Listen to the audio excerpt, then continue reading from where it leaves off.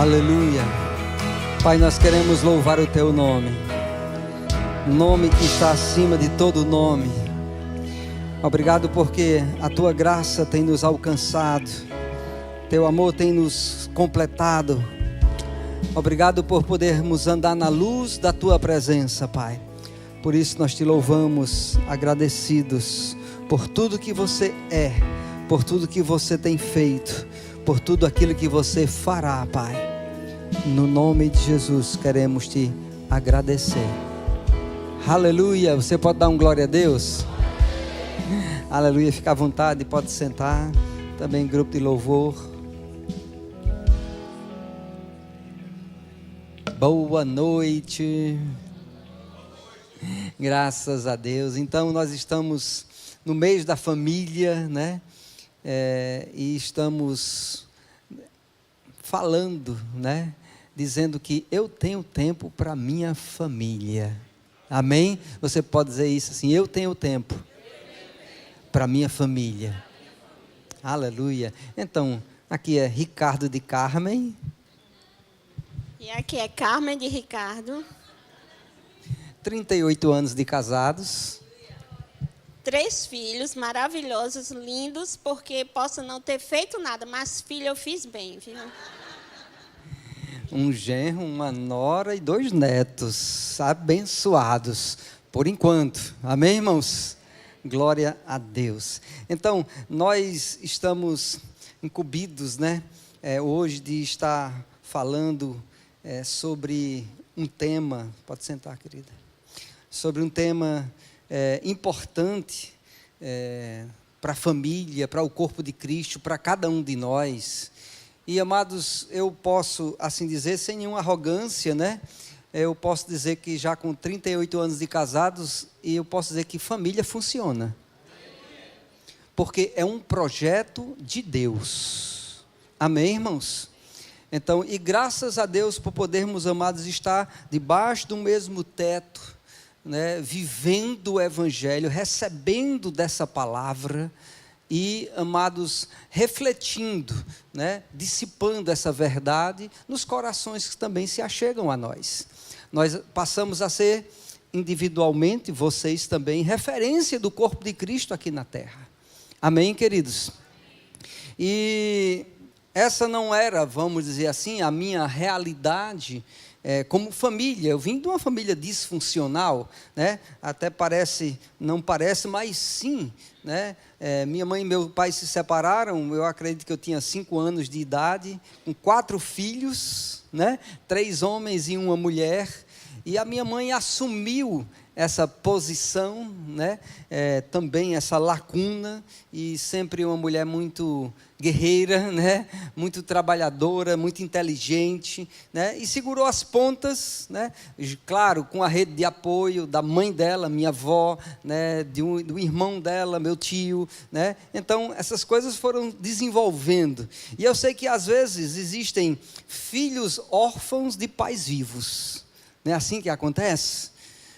Então, acaba que se vive uma orfandade, né, antecipada ou desnecessária. Eu vivi, de certa forma, uma orfandade, né, sem o cabeça da família.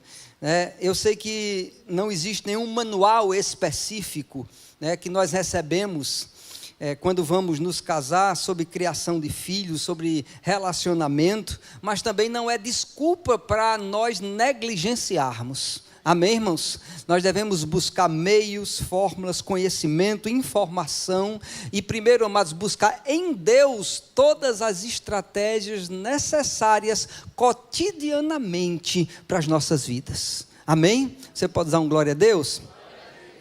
E, amados, a Bíblia também não esconde, né, problemas que houveram nas famílias, né? E eu sei que nós falamos, o pastor João Vitor falou aqui de Abraão, com 100 anos, teve um filho, mas se você começar a analisar a vida de Abraão e sua esposa Saraí, né, eles eram pessoas frustradas, não tinham descendência, não tinham filhos, né?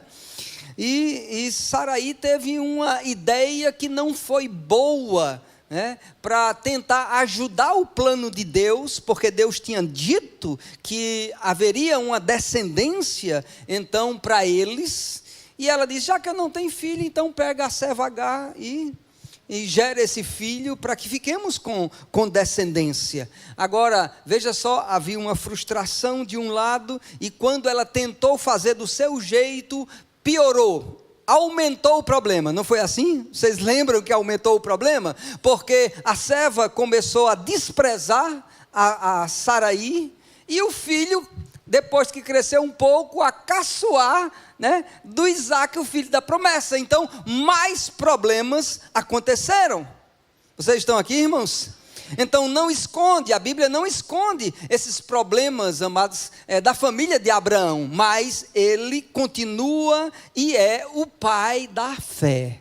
Amém, irmãos? Ele superou muitas coisas. E existe uma passagem que eu quero ir lá em Gênesis capítulo 21, quero ir com você a partir do versículo 8, falando um pouco sobre isso, né? Sobre essa ausência paterna, porque houve na vida de Ismael principalmente uma ausência paterna, né? E aqui diz em Gênesis capítulo 21, a partir do versículo 8, Isaac cresceu e foi desmamado. No dia em que o menino foi desmamado, deu Abraão um grande banquete, vendo Sara que o filho de Agar, egípcia, o qual ela dera à luz a Abraão, caçoava de Isaac. Disse a Abraão: rejeita essa escrava e seu filho, porque o filho dessa escrava não será herdeiro com Isaac, meu filho. Pareceu isso muito penoso aos olhos de Abraão por causa do filho. Disse, porém, Deus a Abraão: não te pareça mal isso por causa do moço e por causa da tua serva. Atende a Sara em tudo que ela te disser, porque em Isaac será chamada a tua descendência, mas também do filho da serva farei uma grande nação, por ser ele teu descendente. Levantou-se, pois, Abraão de madrugada, tomou pão e um odre de água e pô-los às costas de Agar e deu-lhes o menino e a despediu. Ela saiu andando errante pelo deserto de Bérseba. Tendo-se acabado a água do odre, colocou ela o menino debaixo de um dos arbustos e, afastando-se, foi sentar-se de fronte à distância de um tiro de arco, porque dizia: assim não verei morrer o menino. E sentando-se em frente dele, levantou a voz e chorou. Deus, porém, ouviu a voz do menino, e o anjo de Deus chamou do céu a Agar e lhes disse: que tens, Agar? Não temas, porque Deus ouviu a voz do menino, daí onde está. Ergue-te e levanta o rapaz, segura-o pela mão, porque eu farei dele um grande povo. Abrindo-lhes Deus os olhos, viu ela um poço de água, indo a ele, encheu de água o odre e deu a beber ao rapaz. Deus estava com um rapaz que cresceu, habitou no deserto e se tornou flecheiro. Amém? Você pode dar um glória a Deus? Então, ele, como uma criança, vamos dizer assim, mal instruída, ou por ter um exemplo errado da sua própria mãe, que desprezava a Sara, agora ele estava caçoando de Isaac e achou que estava tudo certo. Mas quando então Sara disse: olha, despreza o filho da escrava. Então ela queria diminuí-la por causa de toda aquela situação, mas o Senhor não a tratou como escrava, mas como uma serva. Você pode ler que ele não trata ela como escrava, como alguém que estava lá obrigada a servir, né, mas como uma serva. E vemos que agora Ismael estava sem referência paterna, porque o pai dele, amados, havia o desprezado, né? E não foi fácil olhando por esse aspecto. E depois de um pouco, parece que a mãe também o abandonou, deixou ele e foi ao longe, e dizendo: não quero nem ver morrer o menino, né? E estava lá naquele desespero. Mas, amados, a Bíblia fala que Deus ouviu a voz do menino. Amém, irmão? Você pode dizer um glória a Deus? Porque por mais que pais humanos naturais nos desprezem ou não nos considerem, o nosso Pai Celestial, amados, nós temos acesso a Ele. Amém, irmãos? Nós temos sim o nosso Pai que se importa conosco. Então não é desculpa, eu posso dizer. Muitas vezes as pessoas estão frustradas na sua vida, né? Dizendo, mas eu não tive referência de pai. Eu fui essa pessoa, pastor, que você está dizendo, né? Um órfão de pai vivo. Eu digo, ei, Deus é o teu pai. Antes mesmo de um pai natural te gerar, Ele é o teu pai. A palavra fala em Isaías 49:15, acaso, né, pode uma mulher esquecer-se do seu filho, que ainda mama, de sorte que não se compadeça do filho do seu ventre? Mas ainda que esta viesse a esquecer-se dele, eu todavia não me esquecerei de ti. Amém, irmãos? Você pode dar um glória a Deus? Aleluia. Eu sei que pode ficar alguma lacuna ou algum trauma, eu posso dizer que é algo mais profundo, mas o amor de Deus, Ele é curador. Amém, irmãos? Aleluia. Assim como eu falei um pouco da minha história, né? Eu tinha essa lacuna no coração, amados, mas Deus preencheu esse vazio. Amém, irmãos? E Deus pode sim, essa noite, preencher qualquer vazio no teu coração, seja de um lar que você não foi reconhecido, ou desprezado, ou um pai ausente, uma mãe displicente. Muitas vezes causa essa orfandade no coração dos filhos, amados. Mas eu ensino e sempre mostrei aos meus filhos, amados, que eles devem ter Deus como referência, Deus como supridor. Amém? Então eu sou falho, e não que eu queira estar falhando, mas existe um pai que é perfeito e que te ama. Amém, irmãos? Diga ao seu irmão, Deus te ama. Diga, Ele é o teu pai. Aleluia. Talvez por um tempo, né, Ismael ficou lá dependendo daquele odre, né, aonde Abraão havia colocado água, mas aquele odre secou, amados. Mas graças a Deus que ele voltou os olhos, amados, para a fonte inesgotável que é o próprio Deus. E quando ele clamou a Deus, dos céus Deus escutou. Amém, irmãos? E moveu então situações e mostrou que havia um poço já diante deles. Deus já havia preparado estas coisas. Amém, irmãos? Você pode dar um glória a Deus? Aleluia! E amados, hoje em dia, né, existem muitas crianças sendo criadas, eu vou colocar essa palavra, a revelia. Como assim? Deixam com babás, deixam em uma escola de inglês, aí futebol e etc, etc, etc, e os pais não têm relacionamento com as suas crianças. Essas coisas são erradas, pastor? Não, eu estou dizendo que são erradas. Eu estou dizendo que, amados, os pais devem valorizar a presença dos filhos. Amém, irmãos? Eu estou dizendo que deve considerar como algo importante, dado por Deus, como uma herança bendita do Senhor. Amém, irmãos? Aleluia, você pode dar um glória a Deus? Porque a família, amados, é a representação do reino de Deus na terra. Aleluia! E devemos então considerar essa verdade, porque, amados, quando um filho, quando uma criança, ela não tem o devido amor dos pais, né? E eu faço como algumas pessoas, até mesmo eu, né? Tinha certa dificuldade de dizer que ama, né? Então, mas ela sabe que eu amo, eu sei que eu amo, mas você não expressa, você não olha, você não toca, você não diz, a pessoa não vai adivinhar, não. Tem que haver relacionamento, amém? Tem que ter tempo de qualidade, tem que haver interação, tem que haver valorização. Aleluia, você pode dar um glória a Deus? Aleluia, porque, amados, se não houver essas coisas, são só vãs palavras. E, amados, a igreja vai ser um reflexo das famílias. Amém, irmãos? Como vivemos essa palavra em casa, a igreja vai refletir estas coisas. E nós devemos criar esse ambiente de harmonia, de amor, de perdão, de valorização dentro da nossa própria casa, dentro do seio familiar. Eu já falei aqui em outro tempo, amados, que uma das coisas que eu valorizava e valorizo, né, naquele tempo antigo, né, que você não tinha acesso ao mundo através do smartphone, você só acessava o mundo quando você estivesse lá fora, ou então numa TV, né? E quem tinha uma certa condição, colocava a TV nos quartos dos filhos. Era assim ou não era? Era.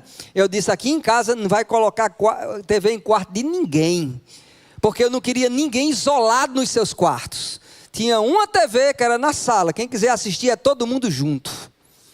Oi, você está aqui, irmãos? Aleluia! Por quê? Para gerar unidade. Eu sei que hoje você tem uma dificuldade a mais, porque ele leva para dentro do quarto, né, seu celular, né, mas você tem que buscar estratégias em Deus. Amém? Valorizar, criar momentos, amados, que você possa estar junto, olhando olho no olho. Aleluia! Diga comigo, família é olho no olho. É você se importar, é você amar, é você perceber.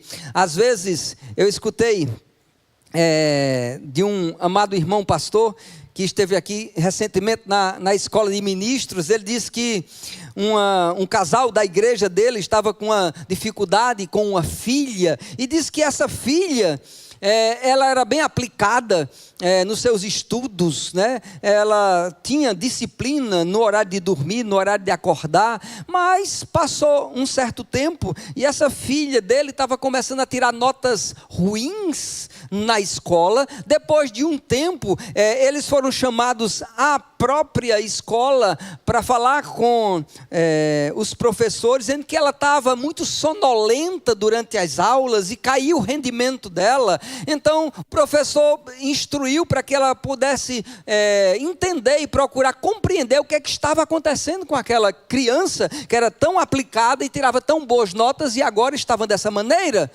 E ela disse, como a sua criança dorme? Ela disse, dorme toda noite, ela dorme, vai para o quarto dela. Ela disse, mas observe bem, veja se ela está dormindo mesmo. Aí disse que ela passou um tempo, né, 1h da manhã, aí disse que ainda escutou viu uma luzinha, aí foi lá falar com a filha dela estava meio desesperada com o celular, tinha sido aliciada por um homem que toda noite, amada, estava constrangendo a ela. Se ela não falasse, se ela não se expusesse a ele, ela ia falar com a mãe, ia falar com o pai, etc, etc, e aquela criança, amadas, estava sendo chantageada e estava daquele modo, né? Então não foi um dia, não foi 2 dias, mas não havia um relacionamento, né, daquela mãe, daquele pai com aquela criança, e chegou até esse ponto. E às vezes, amados, vão a uma distância que trazem muitos danos, né, emocionais e espirituais também para essas crianças, quando elas não são estimuladas a se automutilar, a fazer desafios, a etc, etc. E às vezes nós, os pais, estamos ausentes, né, e os filhos estão órfãos por causa, amados, de uma negligência nossa. E nós, amados, devemos ser responsáveis por fazer uma transição, escute bem isso, geracional de princípios divinos, a começar dentro da nossa própria casa. Amém? Você e eu somos responsáveis por viver esses princípios divinos e impregnar na vida dos nossos filhos. Amém, irmãos? Nós somos responsáveis. A Bíblia diz, amados, que os filhos são herança de quem? Do Senhor. E como estamos cuidando da herança que Ele tem nos confiado, né? Eu sei que hoje a própria justiça, né, já tem a responsabilidade parental, né, que os pais para com os filhos têm. Eles não devem ser negligenciados, abandonados emocionalmente, desvalorizados, né? Eles não devem ser oprimidos, não que eles não sejam corrigidos, porque uma coisa é ser oprimido, outra coisa é ser corrigido. E os filhos precisam ser corrigidos, sim, segundo Deus, segundo a palavra, eles precisam de limites, né? Então, mas ser cuidados, amados, é um direito deles. Amém, irmãos? Se você acha que dá muito trabalho, eu posso perguntar por que você os teve? Porque você planejou então se casar? Porque, amados, é natural que de um casamento venham filhos, e você não deve vê-los como peso, mas como um presente.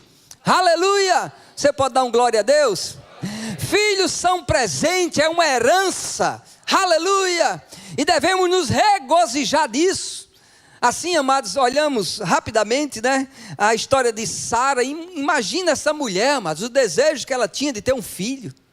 E tem tantas mães, amados, que desprezam os que têm. Eu digo, não devemos ser dessa forma. Aleluia! Você pode dar um glória a Deus? Então, todas as pessoas deveriam demonstrar amor e cuidado, amados, né? Pode ser que alguém tenha falhado para com você, né, nesse cuidado maternal, paternal, e feridas, né, traumas tenham ficado na sua alma, nos seus sentimentos. Eu digo, mas existe alguém que te ama e é perfeito, aleluia, que não te despreza. Eu gosto demais de uma música do pastor André Martins, que diz que ele fala que Deus é o meu Pai e nunca me abandona. Aleluia! Então Ele nunca me abandona, meu grande Pai sempre está comigo. Sabe, essa consciência nós temos que despertar aos nossos corações. Por mais que uma mãe que amamenta, como foi dito, né, se esqueça, todavia Deus não esquece de você. Que o amor curador de Deus alcance o teu coração, a tua alma, os teus sentimentos, e você, amados, não assuma essa orfandade. Pelo contrário, você diga, Deus é meu Pai. Aleluia, é aquele que cuida de mim, amados. Aleluia. Pais humanos e naturais, a palavra fala que Ele nos corrigia como bem lhes parecia, né? Como melhor lhes parecia. Mas agora nós temos Deus, o nosso Pai, amados, que nos corrige, amados, para a eternidade. Amém? Então Deus quer, amados, estar nos balizando segundo os princípios da sua palavra, para que possamos, amados, viver em sua presença essa eternidade. Você pode dizer um glória a Deus? Aleluia. Quero chamar minha amada esposa, né? Então você diga assim, parece que o pastor deu chicote, agora não, agora vem o bálsamo, viu, irmão? Aleluia. Aleluia. Quem está sendo